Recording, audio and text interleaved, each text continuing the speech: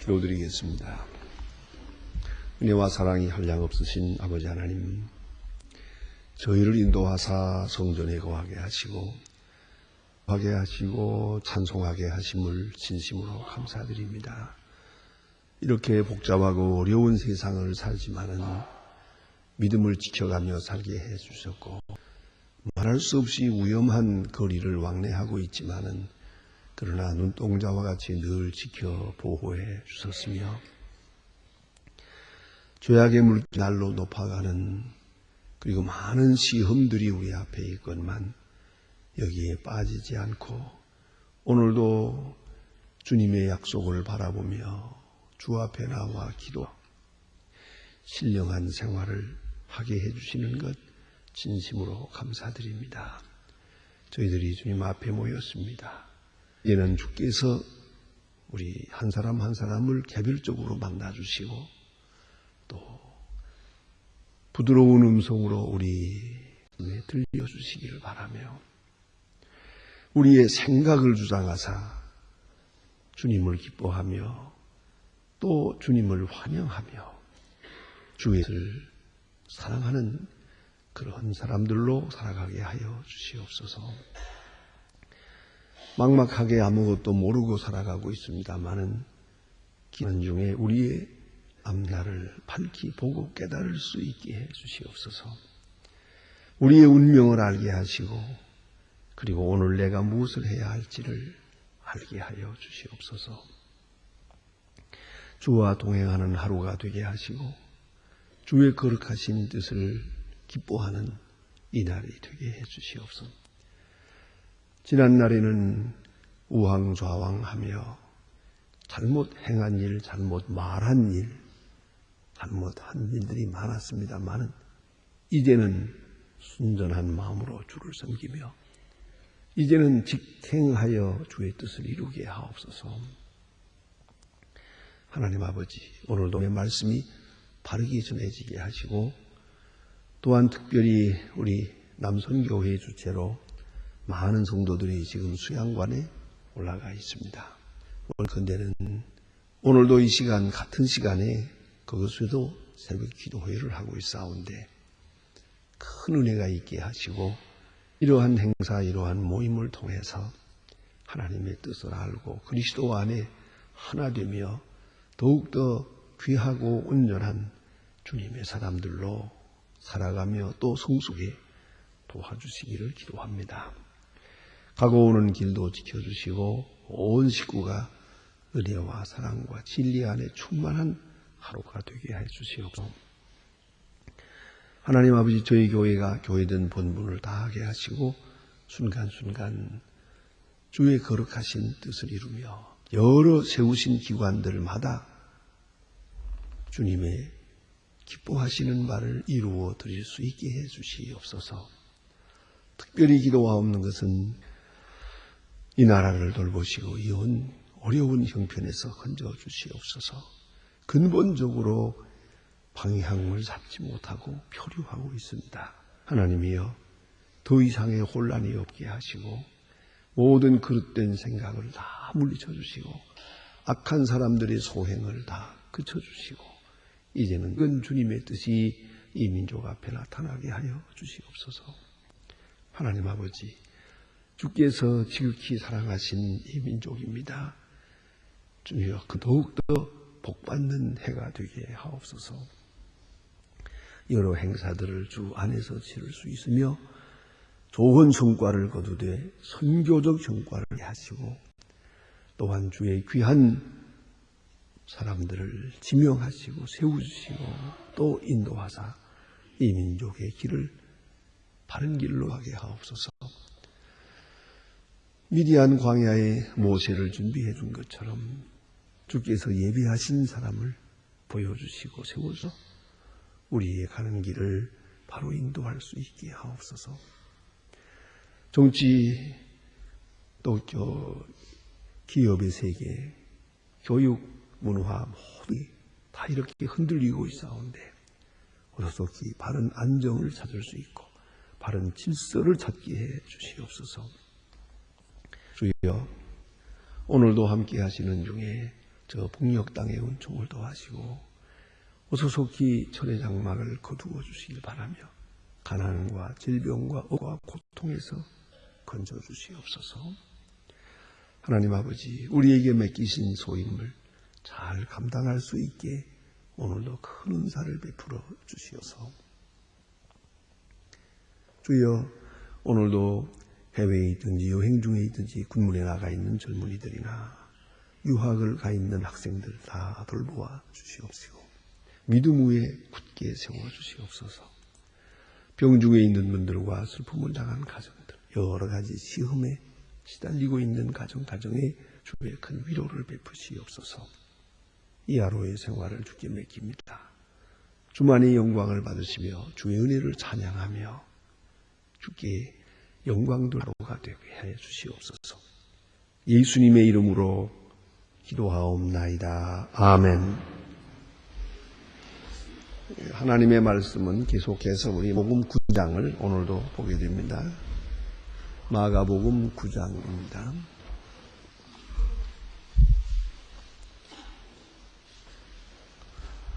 마가복음 9장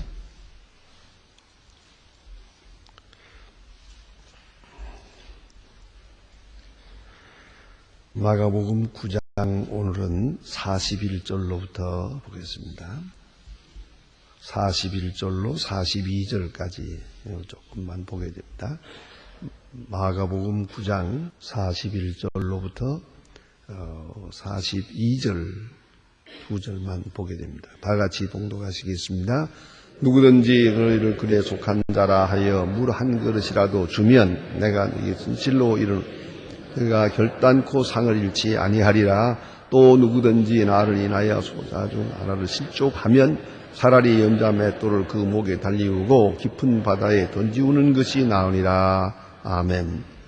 오늘 본문에는 소위 기독교 윤리에 대한 말씀이다. 그리스도인이 어떻게 살아가야 하는가, 또 그 생활의 동기와 생활하는 방법에 대해서, 또 지혜에 대해서 말씀하고 있습니다.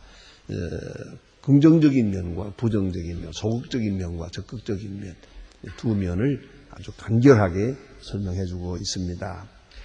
먼저 여기 보면은 주면하는 말이 있습니다. 주는 일과 받는 일이 있습니다. 우리는 세상을 살면서 어차피 주고 받으며 삽니다.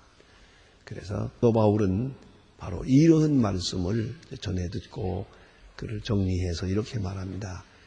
주 예수께서 가르치신 대로 주시 받는 것보다 낫다.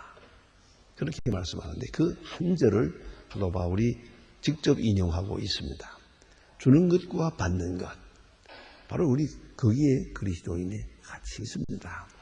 우리는 받기 위해 살고 받는 것을 좋아합니다. 그러나 그리스도인의 모습은 아닙니다. 주는 것을 좋아합니다. 주는 것, 그 주는 것과 받는 것이라면 가능한 한 주기도 하고 받기도 하죠. 그러나 주는 쪽을 더 신경을 씁니다. 자, 우리 생각해 봅시다. 내가 받으려는 사람인가, 주려고 하는 사람인가? 어떻게 해서라도 더 많은 것으로 주려고 하는 주려는 마음, 그건 베푸는 마음이 돼야 되고, 또 한 가지는 베푸는 마음이 기쁨이 돼야 됩니다.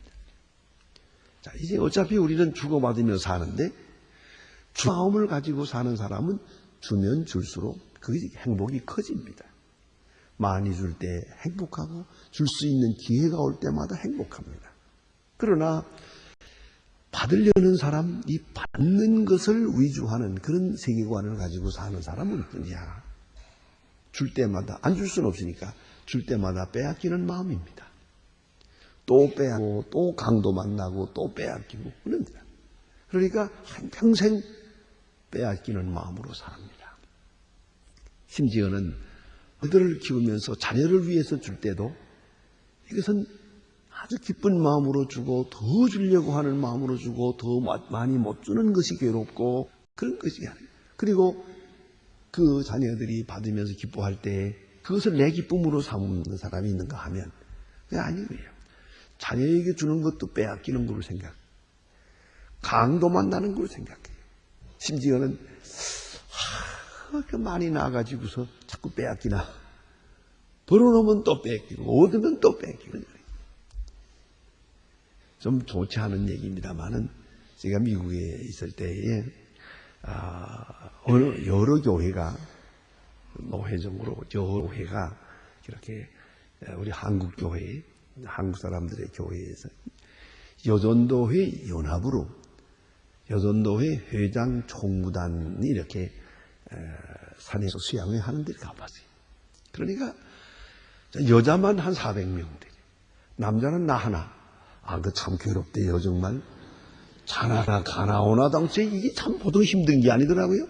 다 여자는 나 하나만 이제 강사로 갔는데, 그래서 제가 그런 질문을 했어요. 그거 보니까 고생을 많이 해요. 바느질하는 사람, 또 청소하는 사람, 이렇게 집집마다 다니면서, 그렇게 소위 베이비시디라고 그래가지고, 그 굳은 일들을 하면서 사는데, 이렇게 고생을 하면서 왜 여기 사느냐고 그랬죠. 왜 여기 사는 게 좋냐? 왜 한국에 가지 않고 여기 사느냐? 왜 여기 와서 사느냐? 이렇게 제가 조용한 시간에 물었습니다. 물었더니 거기에 중요한 대답이 있어요. 거기 대답이 여러 가지가 있는 중에 그건 제가 말씀 안 드리고요. 하나만 대답하는데요. 한국에 살면은 대가족 제도에 살기 때문에 아무리 벌어도 소용없어요. 다 뺏긴다. 시누이한테 뺏기고, 친척에게 뺏기고, 동생에게 뺏기고, 척에 뺏기고. 그래서 못 살겠대. 여기 오면은 뭐 좋으냐, 그러니까. 내가 벌어 내가 쓰니까 좋대. 그것은 빼앗기는 것서 좋대. 근데 그런 말 하는 걸 보고 결론을 맺었습니다. 많이 후회할 겁니다. 그랬습니다. 그걸 빼앗긴다고 생각하니, 그건 힘든 거죠. 이게 주느냐 빼앗기느냐, 그건 마음가짐에 달렸죠.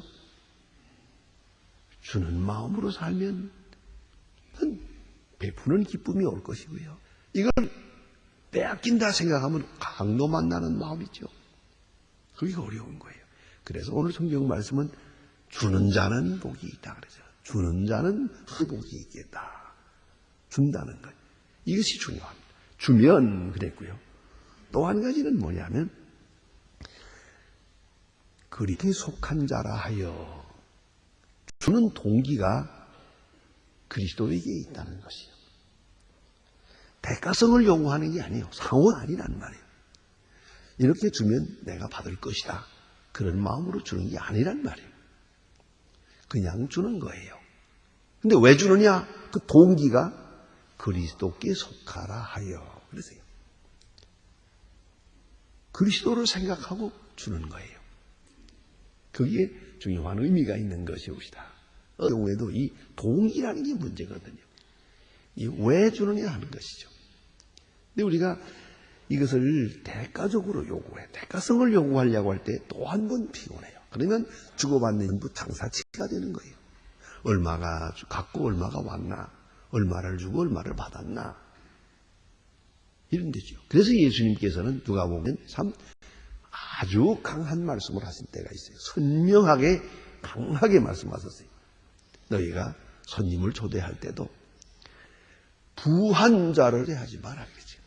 아주 가난한 자만 초대하라. 이건 정반대의 얘기죠. 우리는 주로 부한 자, 높은 사람, 잘난 사람, 좋은 어른을 초대하는 걸 좋아해요.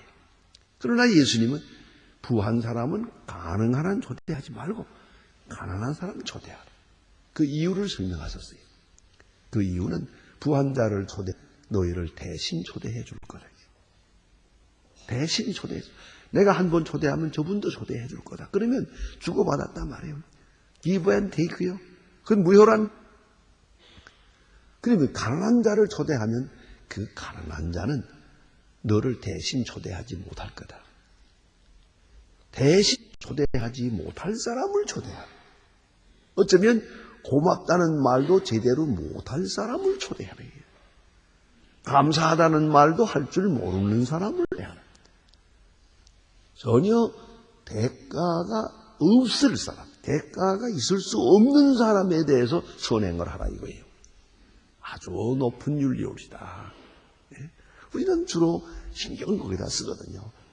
장사하는 마음이죠. 얼마를 투자하고 얼마를 걷는가. 심지어는 자식을 키울 때도 그걸 키워놓으면 장차가 무슨 수가 날라나 그런 생각하잖아요. 심지어는 자식을 키우면서도 뭘 키워봤댔자 요새 자식들 위해봤댔자 아무 소용없어요. 그럼 뭘 바랬는 거예요?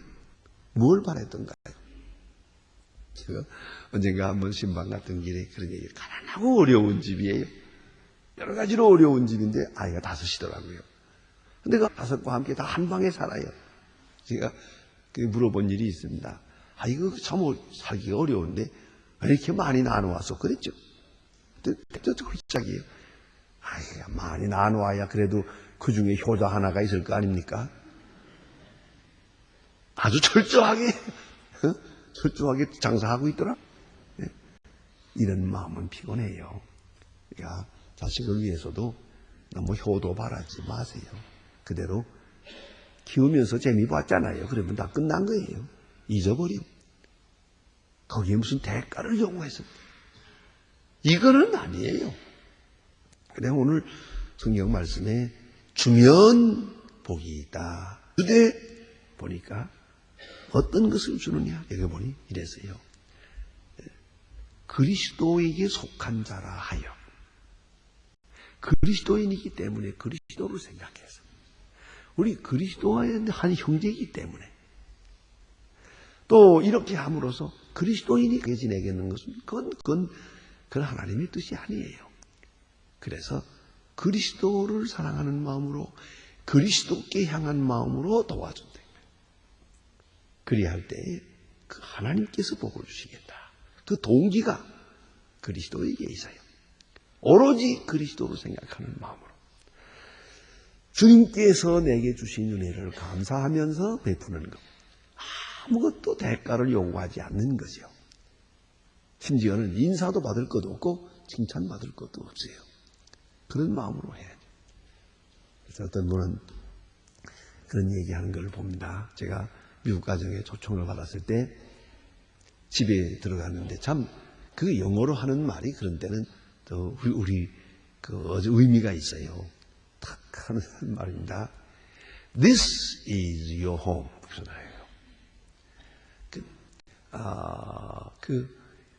이것은 당신의 집입니다. 이렇게 말해요. Take it in your home. 유명한 말이, 간단한 말이지만 당신의 집처럼 편안하게 지내십시오. 냉장고 탁 열어 보이고 이것저것 다 보이고 나서 오늘은 이 집은 당신의 집입니다.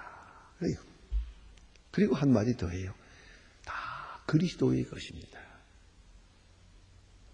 이거 내 집도 아니고 당신의 집도 아닙니다. 그리스도의 집이요. 이 시간은 당신의 집. Take it in your home. 이렇게 합니다. 그리고는 상관하지 않아요. 마음대로 끓여 먹든지 찢어 먹든지 심지어는 아침에도 내가 나가서 내가 조반을 만들어 먹고 그래요.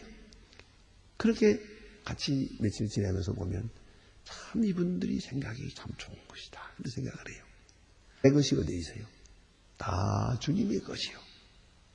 오늘 서로 우리가 잠깐 관리인이 될 따름이죠. 그래서 주 안에서 이렇게 마음을 활짝 열고 대하는. 그건 참, 이건 아주 거의 감각적 지식에 속하는 거예요. 이렇게 해서 한평생을 살아오는 그들의 모습을 아름답게 경계해 본 일이 있습니다. 자, 이것은 당신의 집입니다. 당신의 집처럼 행하세요. 어렵게 생각하지 말고 마음대로 하세요. 이거 얼마나 참 의하고 아름다운 마음입니까? 그리스도께 속한 자라 하여, 그리스도께 속한 자라 하여, 그것만이 이유요. 그래서 그리스도 안에서 서로 주고받는 것이다. 그 다음에 또 한 가지, 세 번째 문제가 있어요. 그것이 바로 냉수 한 그릇이라도. 우리는 너무 큰 것을 해요. 큰 거 아니면 안 주겠다고 해요. 또 줄 필요도 없다고 생각을 해요. 아니요. 조그만 냉수 한 그릇이라도. 그건 아름다운 마음이에요. 냉수 한 그릇이라도 주면, 그러니까 우리가 이 선행에 대해서 너무 큰 것을 생각하다가 아무것도 못해요. 작은 선행이 필요해요. 얼마든지 아주 작은 것을 가지고도 큰 선행을 할 수가 있는 거예요. 한 끼의 식사로도 될 수 있고 손수건 하나도 될 수 있고 냉수 한 그릇으로 될 수 있는 것이에요. 참으로 중요한 것은 바로 이런 작은 것에 있어요. 부자만 할 수 있는 게 아니에요. 넉넉한 사람만이 선행을 할 수 있는 게 아니에요. 아주 어려운 가운데도 그래도 줄 것은 있어요. 생각해보면 언제든지 선행할 기회도 있고 선행할 수 있는 가능성도 가지고 있어요. 이걸 잊지 말아야 합니다. 그래서 냉수 한 그릇이라도. 선행은 특별한 사람이 하는 게 아니에요. 넉넉한 사람이 하는 게 아니에요. 선행은 냉수 한 그릇의 기본이 있는 거예요. 그렇기 때문에 누구나 어떤 형편에 있는 사람도 선행은 할 수 있다. 그걸 말씀하고 있는 것이죠. 그래서 냉수 한 그릇이라. 그리스도로 생각하며 그리스도 안에서 서로 준다면 여기 보니까 결단코 상을 잃지 않는다. 하나님이 갚아주시겠다고 했습니다. 반대로 이 믿는 소자 중 하나 이런 예수 믿는 사람을 말이에요. 실족해 하면 그랬어요. 차라리 연자 맷돌을 그 목에 달리우고 깊은 바다에 빠뜨리우는 것이 나으니라. 여기 연자 맷돌을 깊은 바다에 빠뜨리고 하는 말이 우리에겐 생소한 말입니다. 이게 뭐냐면요. 예나 오늘이나 이런 처형법이라는 게 있어요.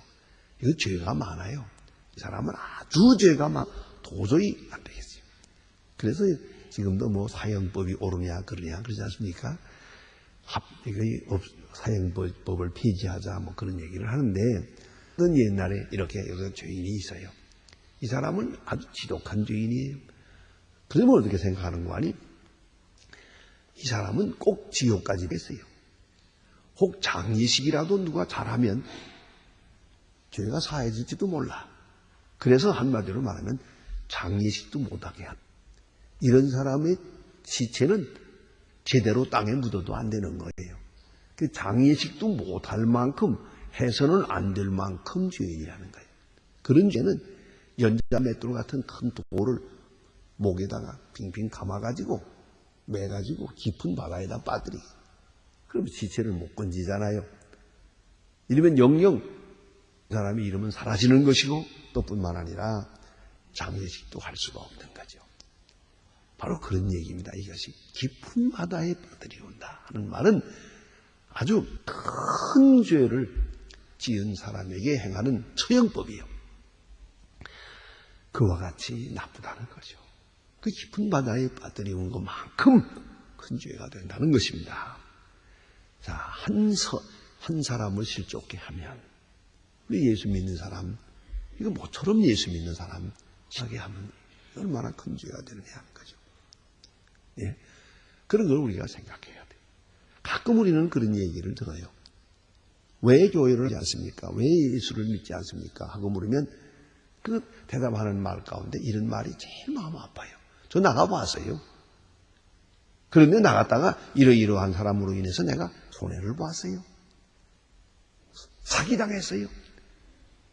그리고 다시는 안 가기로 생각했어요. 이런 이야기죠. 게다가 또 예수 믿는 사람 또 이름까지 대면서 누구누구만 내 이런 사람들 볼 때 나는 예수 믿을 마음 없다고 이러면 되겠습니까? 그건 우스운 얘기지만은 아니 예수 믿고 천당 가세요 그러니까 아니에요. 난 천당 안 가고 난 지옥 갈랍니다. 그러니까. 왜요? 그러니까 이 집사람이 예수를 믿거든요. 그래서요. 집사람 믿고 천당 간다니까 나는 내 새해까지 가서 집사람 만나면 안 되니까 지옥으로 갈 것 같아요. 이게 얼마나 예수를 잘못 믿었으면 이런 말이 나오겠어요? 내 마누라가 천당 간다면 나는 지옥 갈랍니다. 자, 어때요?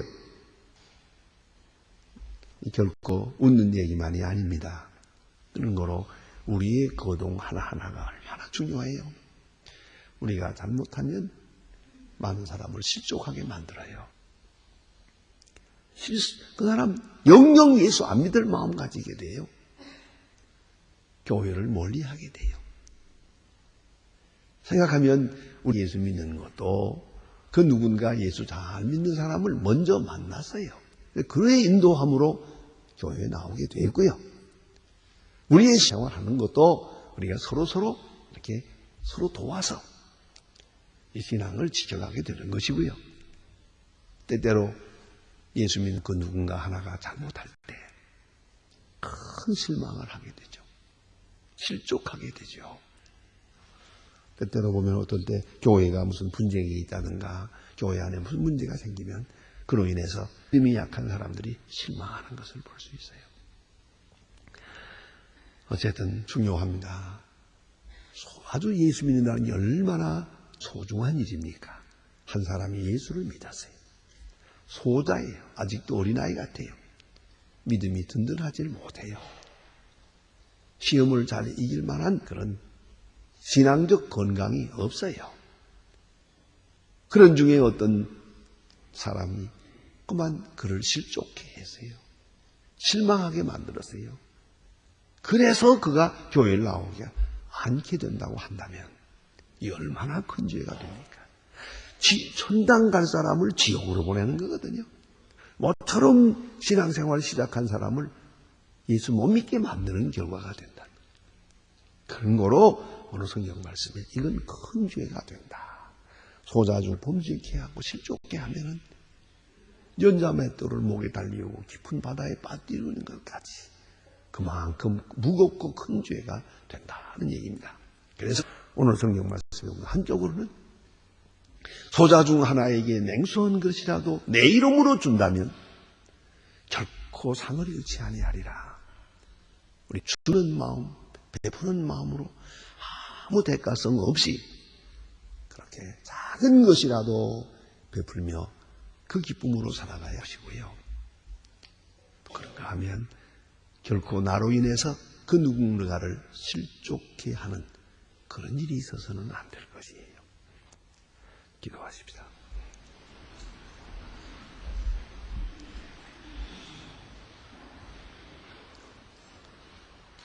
하늘에 계신 우리 아버지시여 이름이 거룩히 기를 받으시고 나라의 마옵시고 뜻이 하늘에서 이룬 같이 에서 이루어지. 오늘날 우리에게 일용할 양식을 주옵시고 우리가 우리에게 죄진 자를 사하여 준 것 같이 우리 죄를 사하여 우리를 시험에 들게 하지 마옵시고 내게 나라와 권세와 영광이 아버지께 영원히 있사옵나이다. 아멘. 자유로